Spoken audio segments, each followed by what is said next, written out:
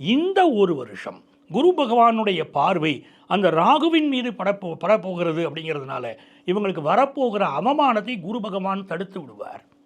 சரிங்களா? ஒரு பெரிய பிரச்சனை வருதுன்னா, ஒரு புருஷ முன்னாடிகளிலே ஒரு ப்ராப்ளம் வருது, வீட்டில் உள்ள பெரியவங்க அட்வைஸ் பண்ணுவாங்க, அந்த ப்ராப்ளத்தை சால்வ் பண்ணி கொடுப்பாங்க.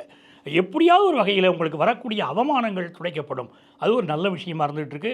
பிஸ்னஸை பொறுத்த வரைக்கும் தைரியமாக கடன் வாங்கலாம், இன்வெஸ்ட் பண்ணலாம், பிஸ்னஸ் நல்லா டெவலப் ஆகும். ஸோ நல்ல வருஷம் இந்த கடகராசிக்காரங்களுக்கு, நல்ல காலகட்டம். இவங்க என்ன செய்யணும் அப்படின்னு கேட்டிங்கன்னா, ஸ்ரீரங்கம் பெருமாளை போய் கும்பிடணும். முதல் நாளைக்கு ராத்திரி ஸ்ரீரங்கத்தில் தங்கி மறுநாள் காலையில் தாயாரையும் பெருமாளையும் போய் சேவிக்கிறது அப்படிங்கிறது கடகராசிக்காரர்களுக்கு மிகச்சிறந்த பலன்களை கொடுக்கும். வீட்டில் வாடாமல்லி பூ இருக்குது பார்த்திங்கன்னா, அந்த பூவை வளர்க்கலாம். பன்னீர் புஷ்பங்கள் இருக்குது பார்த்திங்கன்னா, பன்னீர் புஷ்பங்களை வளர்க்கலாம். அந்த பூவினாலே, அந்த பன்னீர் புஷ்பத்தினாலே அந்த பெருமாளுக்கு அர்ச்சனை செய்யலாம். இது எல்லாமே இவர்களுக்கு மிகப்பெரிய வளர்ச்சியை இந்த காலகட்டத்தில் கொண்டு வந்து கொடுக்க போகுது. மிக முக்கியமாக ஒரு வாழ்வியல் பரிகாரம் இவங்களுக்கு, நம்ம கடகராசிக்காரங்களுக்கு சொல்லணும்.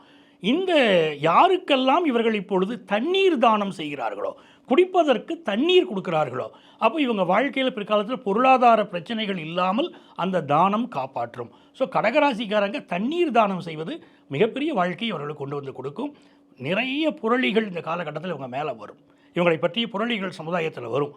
அதையெல்லாம் ஒதுக்கி விட்டுட்டு இவங்க வாழ பழகிக்கணும், நல்லா இருப்பாங்க.